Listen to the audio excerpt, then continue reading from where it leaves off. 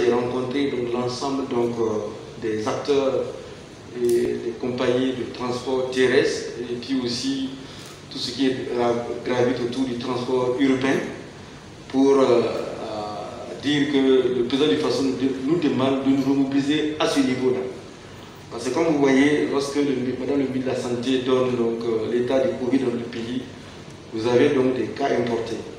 Ça veut dire que dans la situation où nous sommes, voyager par l'aviation civile, par les avions, c'est quand même différent que de voyager par les frontières terrestres.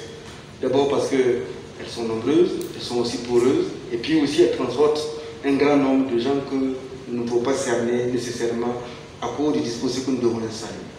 Donc, ce qui est fait, c'est que nous sommes en train de travailler avec Madame le ministre de la Santé pour cerner l'ensemble des frontières terrestres avec les dispositifs sanitaires qui, en tout cas de notre point de vue, devaient être convenablement installés et nous permettre de pouvoir gérer la situation au niveau de chaque frontière. Mais en attendant, le gouvernement pense qu'il va falloir que nous-mêmes nous puissions ne pas nous démobiliser par rapport au transport terrestre. Parce que si on apprend à transporter les gens avec les masques pour le transport interurbain à l'échelle nationale, en ce moment il est très plus facile pour nous de pouvoir admettre que l'on puisse amener d'autres personnes qui quittent dans notre pays vers le Burkina Faso.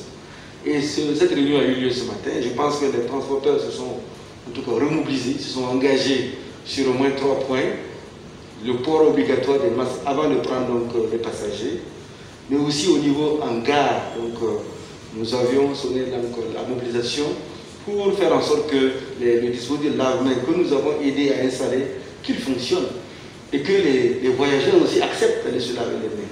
Parce que nous avons eu des témoignages pas faciles où certains fonctionnaires qui devraient même sensibiliser obtempèrent et même veulent menacer les compagnies de voyage parce qu'on leur demande de se laver les mains ou bien on leur demande de porter le masque avant de rentrer dans la gare. Donc je pense qu'à ce niveau, ils nous ont aussi dit que beaucoup de Burkinabés ne croient plus que la maladie existe et donc ils demandent que le gouvernement les aide à la sensibilisation.